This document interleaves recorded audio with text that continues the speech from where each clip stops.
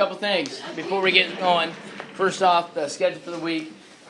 Today, we're going to talk about market and command economies, differentiate them. And then tomorrow, we're going to talk about the Geneva Convention and revisit the idea of the white man's burden just a little bit to finish up the semester. Concerning assignments, we don't have any additional assignments this week, but we do have the incompletes and making up your missed map quizzes. In the past, I've been writing passes out to people to come in to take advantage of the time that we have an advisory, and I've been initiating that. And some people I write passes to, and then you never show up, right? And so you still have incomplete. So I'm not going to initiate it anymore. You're going to have to take the initiative and wait for me after class and get a pass from me there, okay? And you got to look up your missed assignments on your own because I've been doing that for you for a while, and I think that's maybe reinforcing some bad behavior there. So right now, I'm missing 1 bar graph. I'm missing 2 GIM kits. I'm missing 2 word of the days. I'm missing, looks like I got 1, 2, 3, 4 people that need to make up the Southeast Asia map quiz. And so if that happens to be you, you need to make sure that you get a pass from me and need to get that done. Factfulness quiz, I'm sorry, not factfulness quiz, but factfulness discussion post, I'm still missing 1 of those. And then going back even further than that, got a couple essays that are outstanding as well. And consequently, the Africa Middle East test, they still have not taken there as well, okay? Due dates on all that, Wednesday, 3:30, that's it. If you don't have it done by Wednesday, 3:30, you're done. There's no semester exam for you. You get a 0 on the semester exam, okay? I've been reminding quite a few of you for a number of weeks now, and some of us have procrastinated, okay? So if that happens to be the case, then you'll use the semester exam time to study for other semester exam tests instead of taking mine, and you'll get a 0 on my semester exam. Sound good? So if it's a paper that you haven't done, it needs to be done, tomorrow, because you got to get it graded, and then you got to do your corrections for it. So you can't turn the paper in that day. It's got to be even earlier if it happens to be the paper that way. Sound good? So you got some work to do if that happens to be you. Yes, Ms. Oaks. It is 15% of your final grade. Yep, 15%. Yep. All right. There is a link on the website. There's a tab under Southeast Asia. It says semester exam, final exam study tools. The link, the Quizlet that you want is the one that's at the top, and that will give you quite a few terms to familiarize yourself with to study for the test later this week. I'm not sure if it's Friday, Saturday. I'm sorry, Thursday, Friday. I don't have it memorized. Yeah, let's come in on Saturday to take a semester exam then. Yeah, let's not do that. Number 1 for our bell word today. Japan was one of the last cultures to acquire blank, but one of the first to create a blank. What do we got? Ms. Kaufman. Yep, writing, one of the last to acquire writing. So their written history is much shorter than a lot of other cultures. But then they took the idea and then they really ran with it really fast, got creative with it, came up with the concept of the novel pretty fast. Number 2, hurricanes in Southeast Asia are called what, Ms. Oaks? Typhoons is the terminology we're going to use in here. And then number 3, Japan is an archipelago. What is an archipelago? Hadley. No, Google. It gives you the answers pretty fast, pretty easy. You got flexment muscles. Ms. Greta. A group of islands. You partner up with the person next to you. I said Japan's an example of an archipelago. You need to come up with 3 more examples of archipelagos real quick. Go ahead and do that.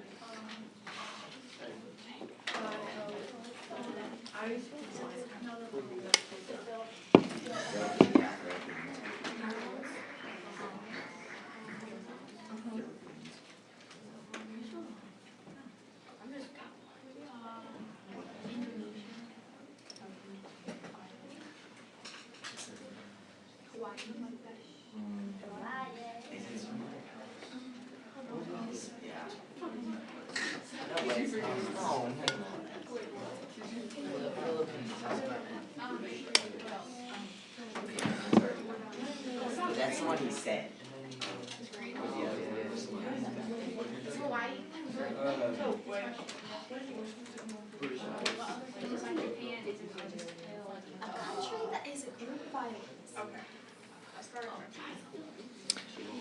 All right. What examples did we come up with? Colton? Philippines and Indonesia are two good examples. What else? Miss Greta? Hawaii's a good one. Adley? New Zealand. All right. Yeah, that's not bad. New Zealand. Yeah, not bad. Miss Zobrist?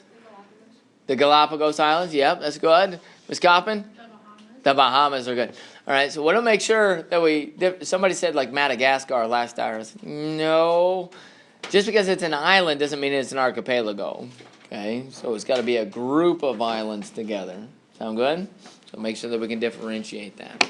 All right, let's get our word of the day taken care of. We're going to do alliteration today. Alliteration. You guys know what alliteration is? Yeah. Is that the same sound? It is the same sound, either the same vowel sound, same consonant sound, same combination of letters sound. So we could probably do that a little bit today with the CH if you wanted to challenge yourself with that. Doesn't have to be a CH, but good. Chagrin is our word of the day. It means distress or displeasure, antonym, enjoyment. You guys familiar with The Office? Yeah. Right? So, how would you describe the relationship between Michael and Toby? Best friends? No, they're not best friends, right? They are, enemies. You can put it that way, I guess. Toby showed up to work again, much to Michael's chagrin.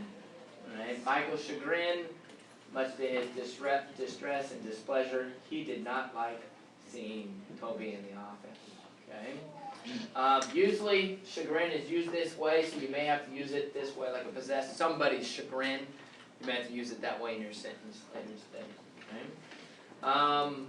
We need one more D for the D trifecta. Distress, displeasure, and disappointment. Disappointment. Part of speech, it's the object of a prepositional phrase. So you see to and then the object here, so that would make it a what? What part of speech? Tyler? Part of speech.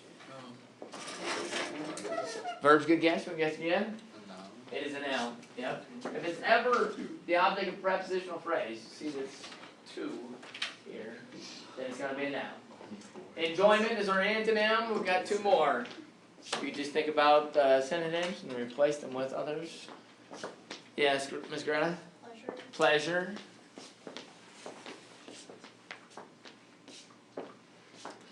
Ms. Mary? Like, I don't know.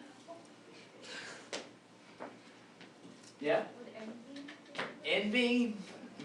Enjoyment.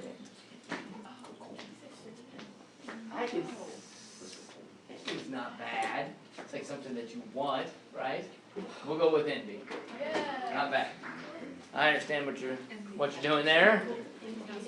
We can be a little lax on our antonyms sometimes. All right, we're going to take a moment and take a little bit of a break and get back to our context here. One of the concepts I need to introduce to you today before we do our notes on market economies is this guy named Adam Smith. So we go to Southeast Asia. This is going to be our sentence context for our writing. I want you to take a moment here and across from floods, earthquakes, poverty, war, from our mandate of heaven diagram, you see the guy's name Adam Smith. Sound good? You need to click on that. That's going to take you to Wikipedia. You got a couple paragraphs there at the top that I'd like you to read. After you've read them, you need to find these three answers. Is that what we're just going to get started with the discussion, and then after we finish our discussion, then you can write your sentence. Okay? But I want you to read through the first couple paragraphs about Adam Smith, and then answer these 3 questions. Be able to write them someplace, wherever you put them, because these are semester exam questions as well. Oh yeah.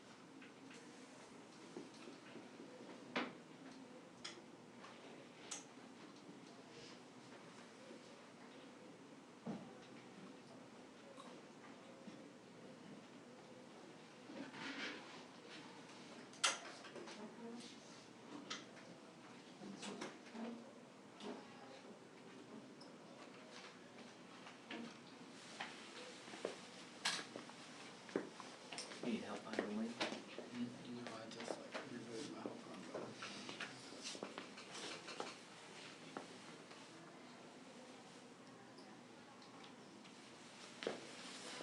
All right, let's talk about this for a little bit.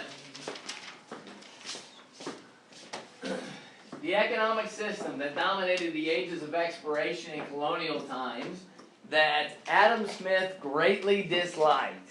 He didn't like it at all. And the reason why he didn't like it is because of government involvement, government control. Anybody figure out what that economic system is? Cade? No?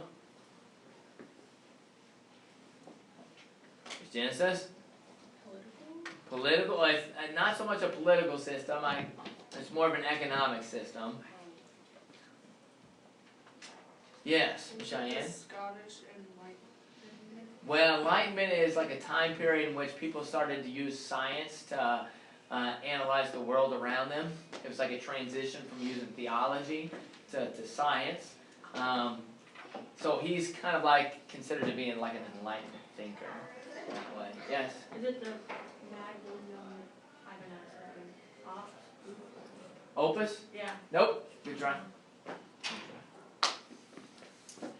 There used to be a restaurant / store in Congerville with this name.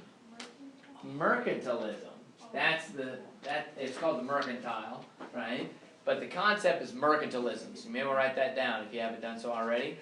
Mercantilism is the system that was in place a long time ago during the colonial times. Western European countries had this idea of mercantilism, okay? Let me explain it a little bit. Mercantilism was based on the concept that you could measure a country's wealth based upon how much gold they had. Right? It's all based upon that particular variable. From their mindset at that point in time in history, there was only so much gold in the world. You couldn't produce more of it in a laboratory, and so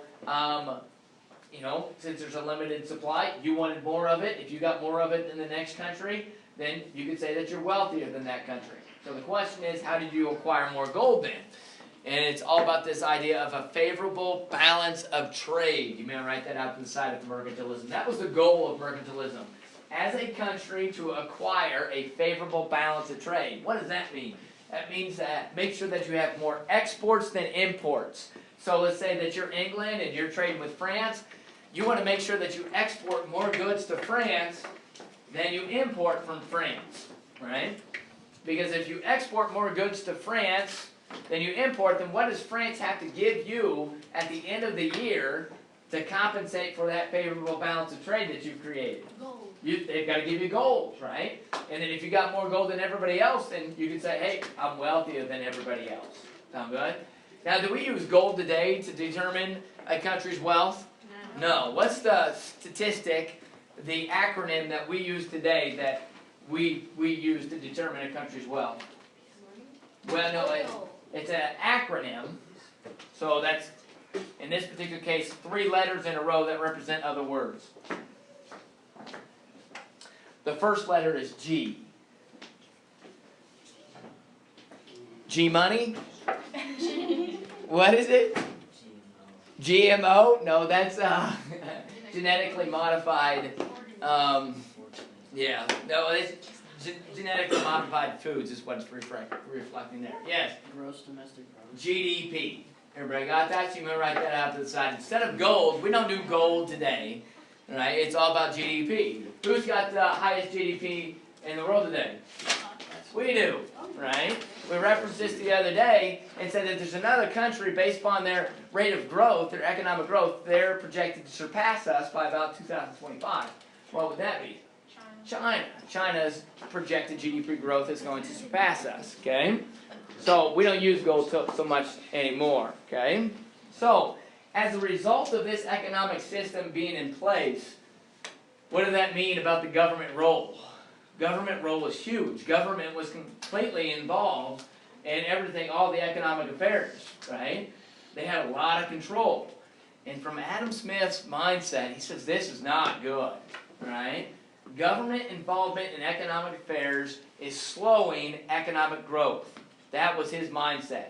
What we need to do is get government out of economics, and then the economy will grow on its own.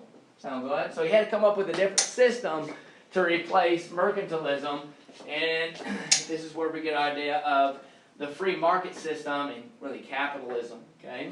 So Adam Smith wrote all these ideas down in a book, and it's called Wealth of, what, Ms. Barnes? Nation. Wealth of Nations. So in it, you've got his distrust of mercantilism and his suggestion of the alternative. The alternative was based upon this idea of an advocate of blank to monitor economics. So instead of the government monitoring what's going on, he came up with a term. Give you a hint, you can't see it. Genesis? I don't know. You can't see it. Ms. Oberst? I did not. Cheyenne? Air. What? Air. Air? Good try. Ink. Yeah. What is it? Guess. Division? No. Theory. It's a concept. I think it's in either italicized or in quotation marks in there. Oh. It is? The theory of the moral. No.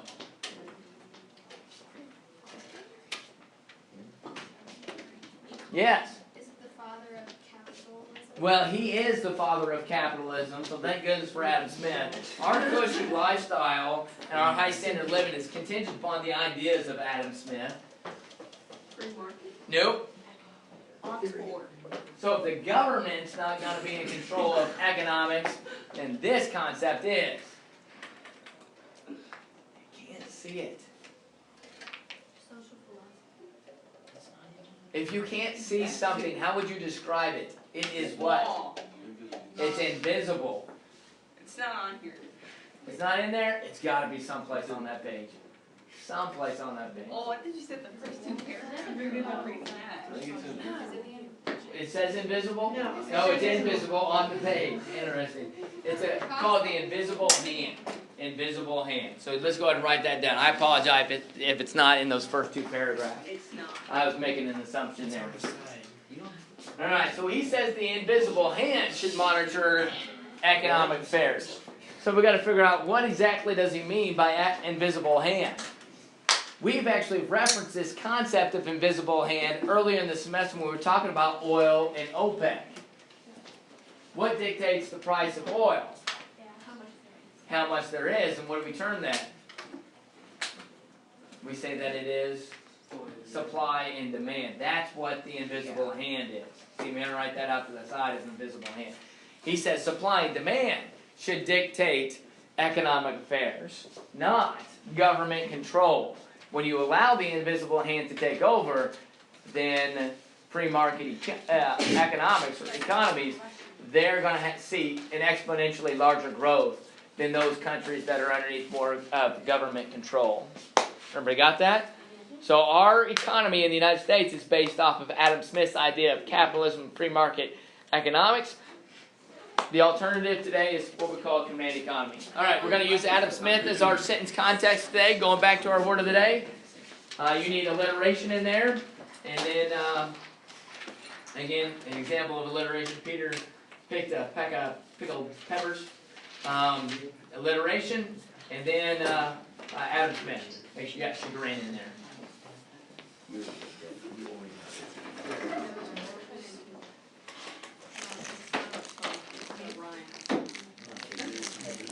Oh my goodness.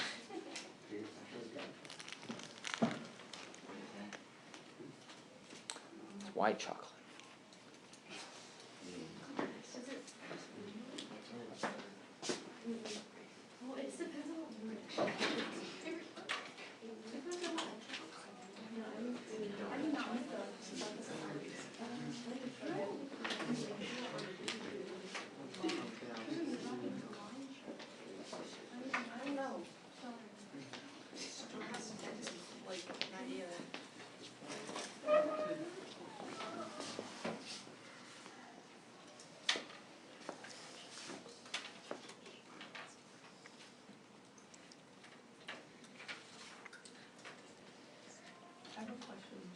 Mm-hmm. Should we be studying like the word of the days? Are they gonna be in the final?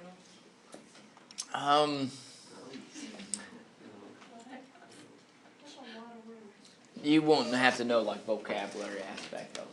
Oh, okay.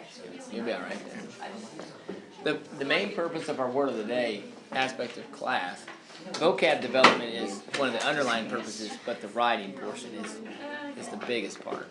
Learning how to write effectively.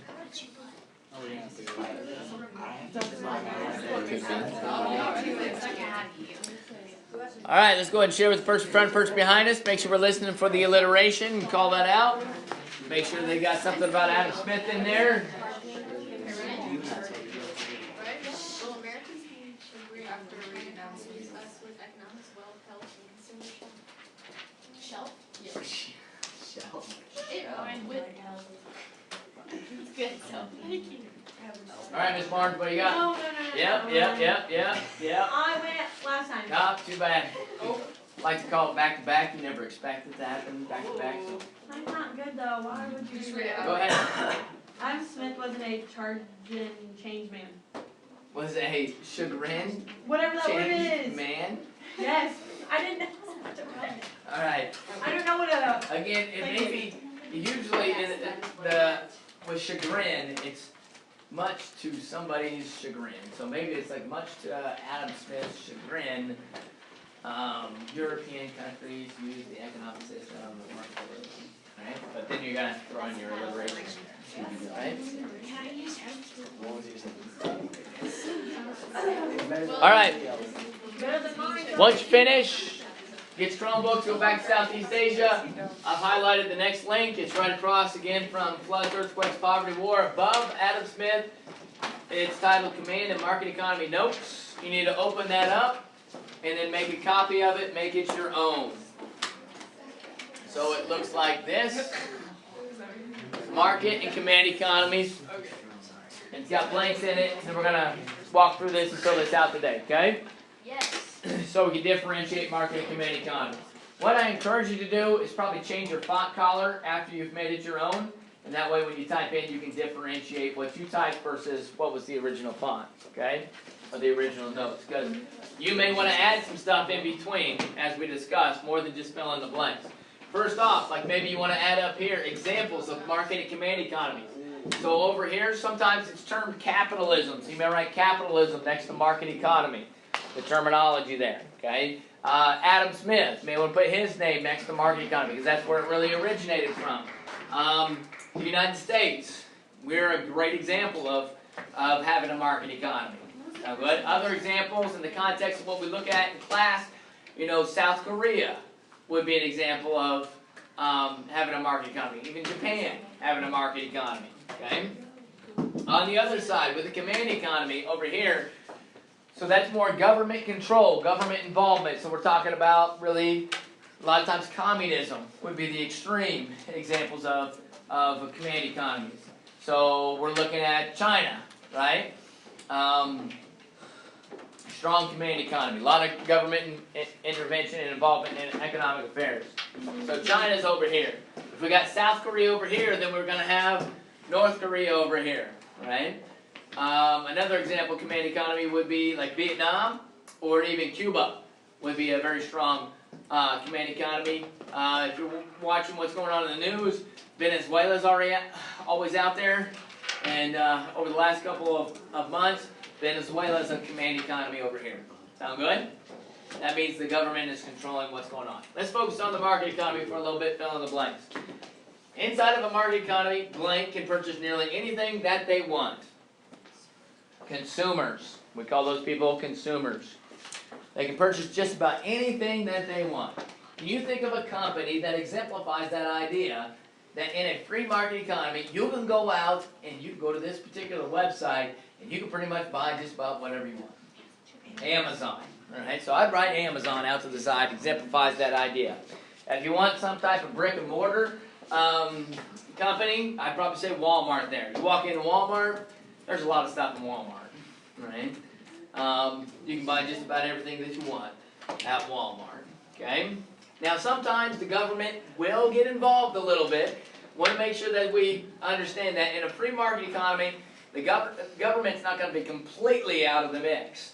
Sometimes they're going to intervene, and when they intervene on the behalf of the consumer a lot of times. They think it's for the good of the consumer that they're intervening. They're going to put restrictions on things that they think aren't very good for the consumer, like narcotics, right? It's not good for the health of the individual to consume narcotics, so we're going to take that stuff away. More recently, you can think about, specifically with narcotics, like e-cigarettes, right? The government has just come down hard on e-cigarettes lately because of the unhealthy aspects of, and what's really detrimental to life expectancy, the bad stuff there. So the government has intervened, taking that away from the consumer, okay? Number two, the blank for product sets the prices. In a market economy, what sets the prices? Supply and demand, right? It's really going back to the invisible hand, right? Supply and demand. It's really a lot about supply, well, it's a lot about the demand side. Let me show you this short video clip that exemplifies it. You guys like Sheldon and these guys? Yep. Sure. Let's watch this real quick. I see you guys have found my little treasure. Yeah. It's okay, yes. Okay. They want to buy this sword. What do you want for it? Well, it's hard to put a price on something that's a copy of something that's on paid cable. For my friends, let's say 250. Oh, that's pretty steep. Well, it's a limited edition. They only made 8,000 of these bad boys. It's only 8,000. We're wasting precious time. Buy it. Hang on. Can you do any better? Are you kidding? I'm already giving you the friends and family discount. How would you hear that? We're getting the friends and family discount. We are honored and we will take it. Slow down. 200. What are you doing? 250 is already a discounted price. Tell you what, I'll go 235. Nope, maybe another time. Okay, 225, my final offer. Take it, take it. 200. Man, you're killing me. Killing you, I can't breathe. 210, and I'm losing money. Oh no, we can't let him lose money, Leonard. I'm so sorry. 210, and you throw in the Iron Man helmet. Crazy. That helmet's signed by Robert Downey Jr. So? Okay, if you're going to question the importance of an actor's signature on a plastic helmet from a movie based on a comic book, then all of our lives have no meaning.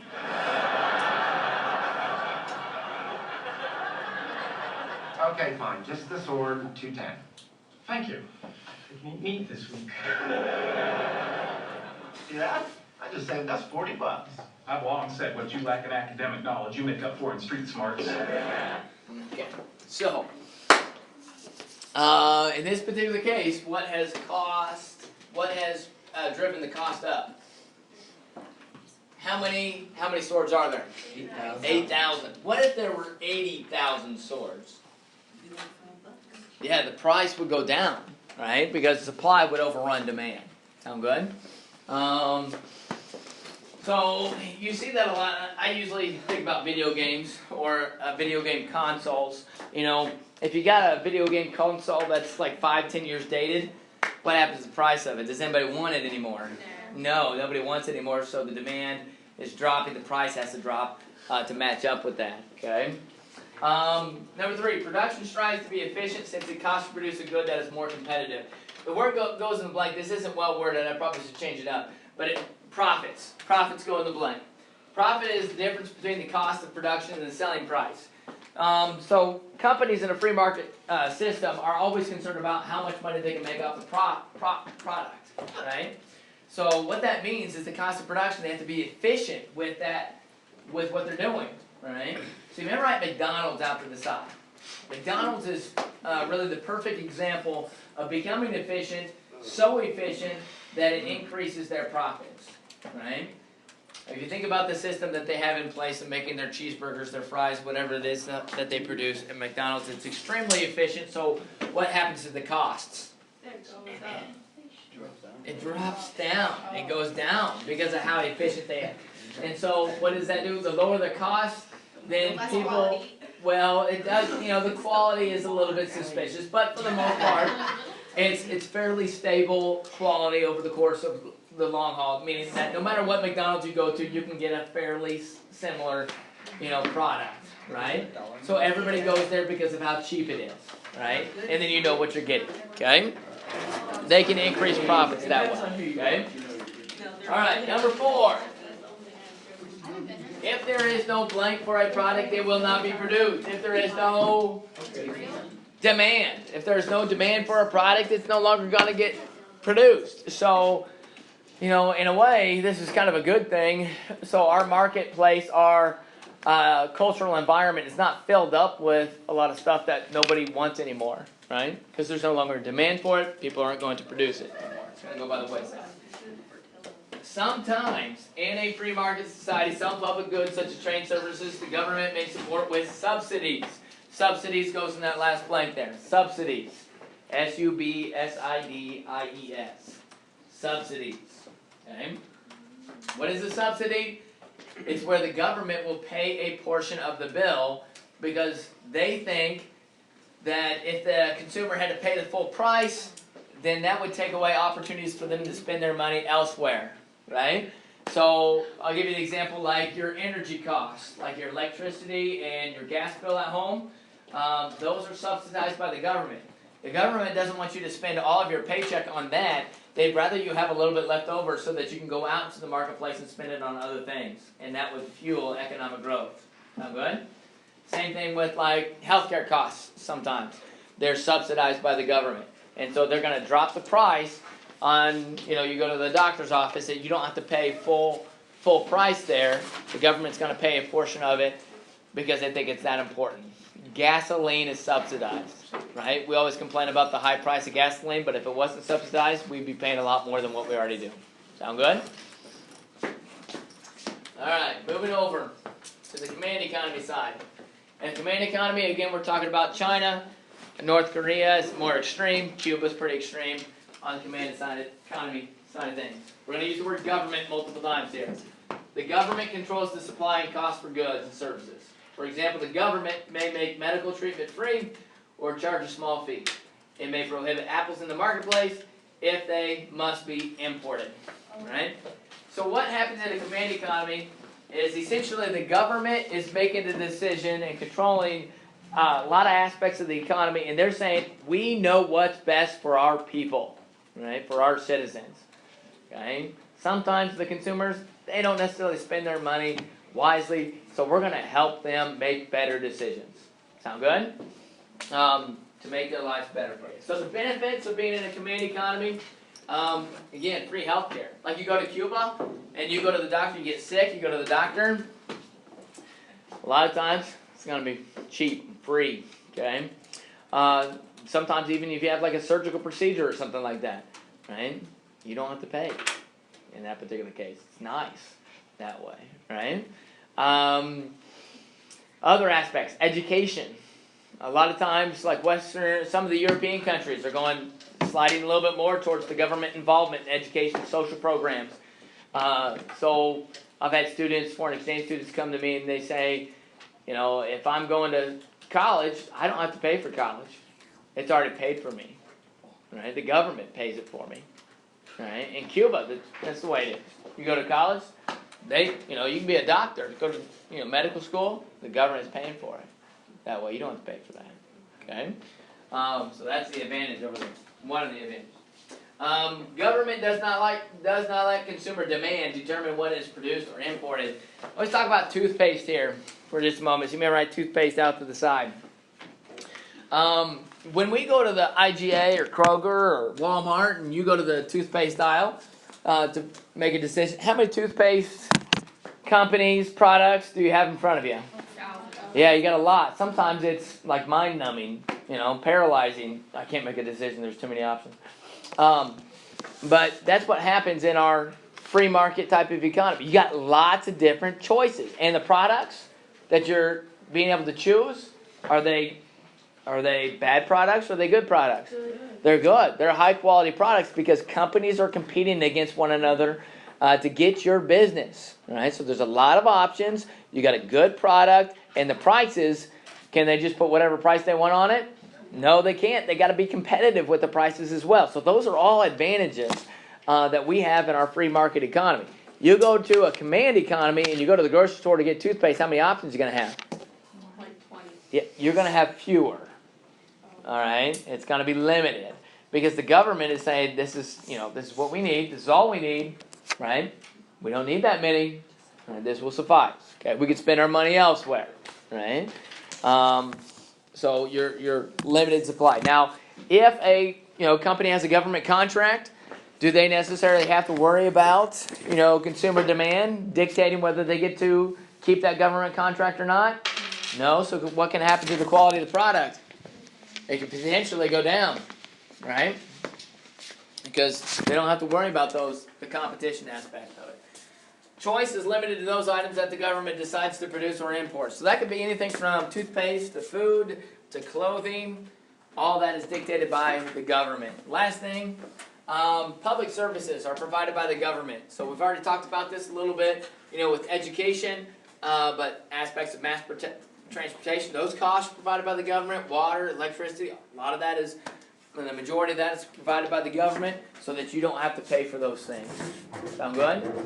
So it's a little bit of a different type of lifestyle in a command economy versus a free market economy. Sound good?